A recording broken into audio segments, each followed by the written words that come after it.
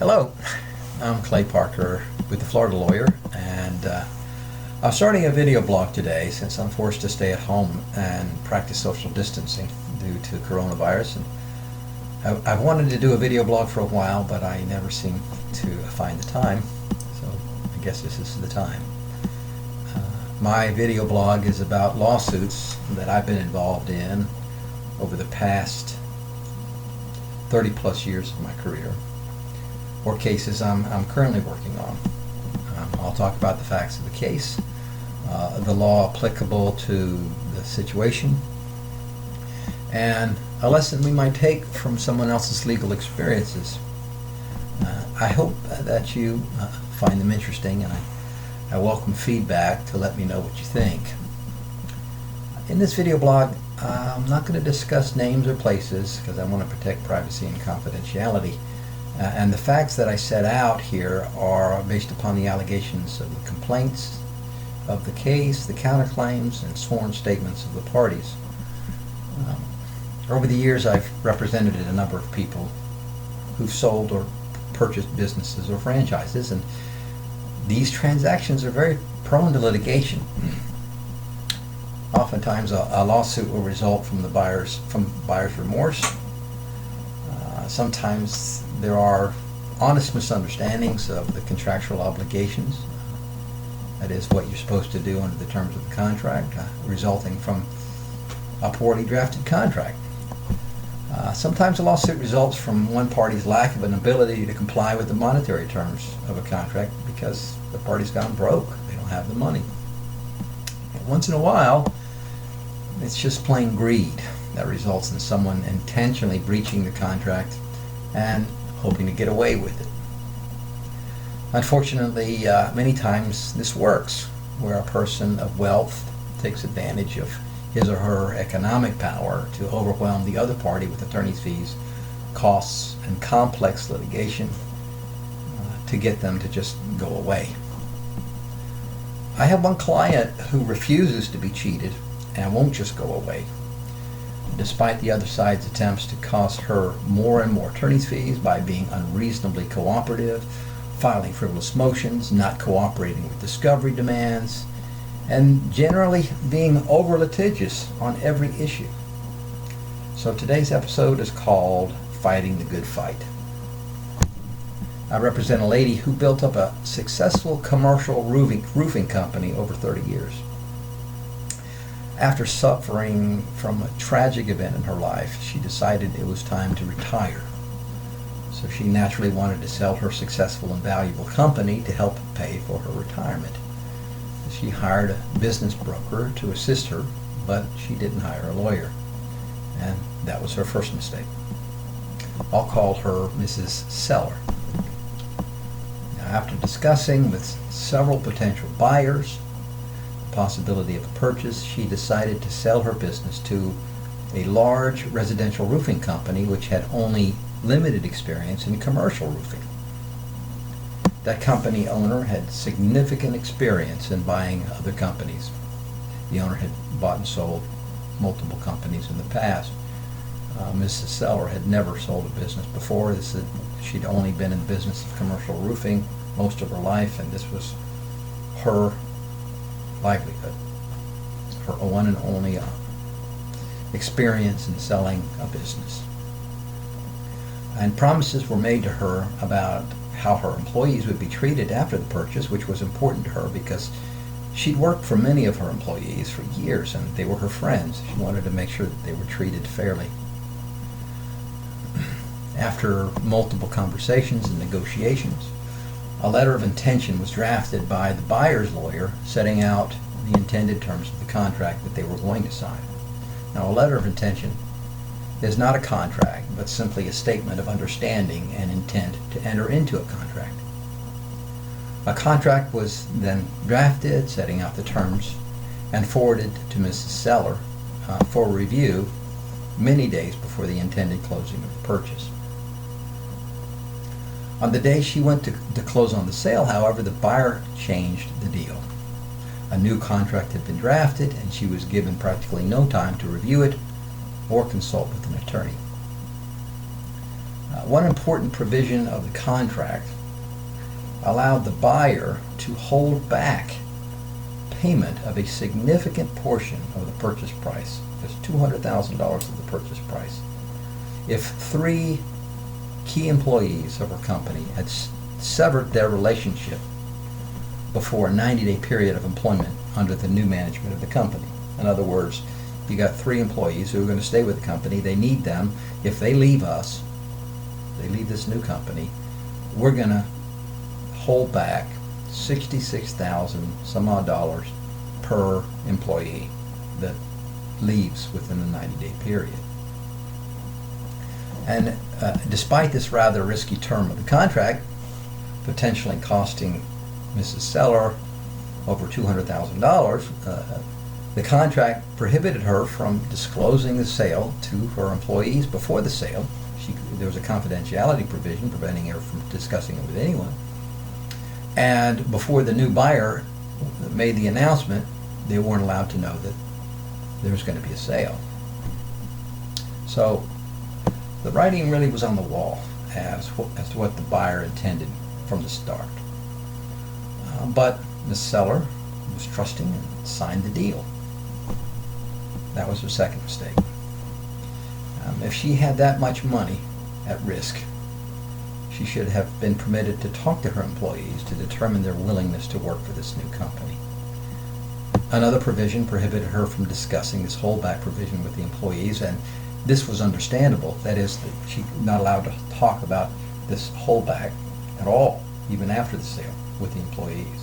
Not allowed to say, look, if you quit, I'm going to lose $66,000 some odd dollars per each of you who leaves. Now this is understandable, as the buyer didn't want the employees to stay just the 90-day period of the holdback, just so that Mrs. Seller would get her money. Another important provision of the contract allowed Ms. Seller to split the profits of 2 large ongoing commercial contracts, which were ongoing at the time of the sale. And for this purpose, she was hired as an employee of the buyer, paid a relatively small salary, and allowed the buyer to use her roofing contractor's license to continue the projects. The projects had been permitted under her roofing license. She was the roofer under her name with the company. Now, under Florida law, as the licensed contractor on the projects, she was required to oversee all aspects of the job. So what happened? As alleged in my client's counterclaim, the buyer refused to hire one of the key employees. It then fired the other 2 key employees within the 90-day holdback period and didn't give any reason or cause for termination. They just fired them within the 90-day period. The buyer stopped communicating with Ms. Seller and shut her out of all knowledge of the status of the ongoing projects which she was supposed to be splitting the profits on, despite the state law that required that she oversee the projects where she is the contractor on the permits. It then fired her and sued her, alleging that she breached the contract by cutting off regular communications with the buyer and becoming very difficult to contact and refusing to sign any permits for the buyer, any new permits after the close, after the closing date, that is, and despite alleged numerous requests and substantial efforts the buyer says it made to maintain her status as the licensed roofer and qualifying agent for the company. It's interesting to note that she's still, as of the date of this video blog, the licensed roofer on these projects. They haven't replaced her with anyone else, despite the fact that they are not allowing her to become involved with the project. Now, interestingly also is despite numerous formal requests that I've made on her behalf to the buyer through his lawyer for any communications, documents, texts, emails, or other evidence that Mrs. Seller refused to communicate or cooperate with the buyer in any way, nothing has yet been produced.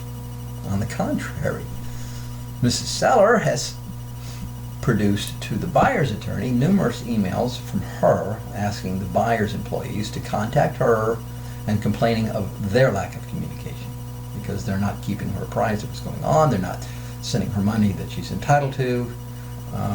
So we have that. But the buyer also complains that Mrs. Seller had lied about her labor resources and had no labor sources in place to move forward with these large roofing projects that she was supposed to split the profits on. Well, that makes no sense. Why would she agree to oversee a project as the contractor and not actually have labor sources in place at the time? But these allegations are contradicted by the fact that the buyer actually used the very labor sources she had already retained for those jobs prior to the closing. So, nonsensical. And regarding the key employees, the buyer has alleged in its complaint that Mrs. Seller had refused to allow the buyer to contact her employees prior to closing because she was allegedly concerned that the employees would quit if they learned about the sale. And the buyer says that this prohibited them from learning that the employees were simply not qualified for their jobs. The problem with this complaint is, first, the contract actually prohibited her, as I've stated before, from even discussing the sale with anyone, including the employees. And more importantly, it makes no sense. If her fear was that the employees would quit if she told them about the sale, why would she agree to a holdback provision allowing the buyer to keep $200,000 if they did quit? They'd simply quit after the sale. So again, this is just nonsensical. The buyer also said that after the closing, it learned that 3 employees were not qualified to perform their respective roles at the company. These are people Mrs. Seller had employed for years who helped her oversee contracts worth millions of dollars. So we're going to ask the jury what makes sense. That they actually were not experienced to do the job they'd done for years, or that the buyer simply doesn't want to pay the $200,000 and made an up excuse that they weren't qualified. They also just failed to even give any indication to the actual employees as to why they were being fired. They simply said, we're going in another direction. We're outsourcing your job. As alleged by Mrs. Seller, my client, the buyer never intended to keep these employees and never intended to share any profits with her. We are now in the midst of a battle which the buyer is dragging out by refusing to provide basic documents or answer questions designed to get to the truth, or even agree to appear for depositions without a court order. Unfortunately, the legal system's slow, and getting time for a judge to review discovery abuses like this takes time. But she is determined to fight this and to force the buyer to give the documents and answer questions. And I'm confident that she's going to prevail in the end. In this case, the winner is entitled to an award of attorney's fees associated with the bringing and defending of these claims, and we're trying our best to get all of her damages and fees in this case awarded to her. So what are the lessons from this case? Number 1, never let yourself be rushed into a deal where you haven't had time to review it and you understand it completely. Number 2, check the buyer's reputation before you sell. Perhaps if she'd done that and learned about this buyer's prior sales experience and what he'd done with other buyers, she may not have agreed to sell to him. Number 3, get a lawyer to help you understand and negotiate the contract terms. These actions can help you make the right decision and possibly avoid a lengthy, expensive litigation just to force the other party to do what they promised to do and comply with the contract terms. I hope you found this interesting, and I'm inviting you to tell me what you think about the facts, about the video blog, and I want you to stay safe and stay home as best you can. Thank you.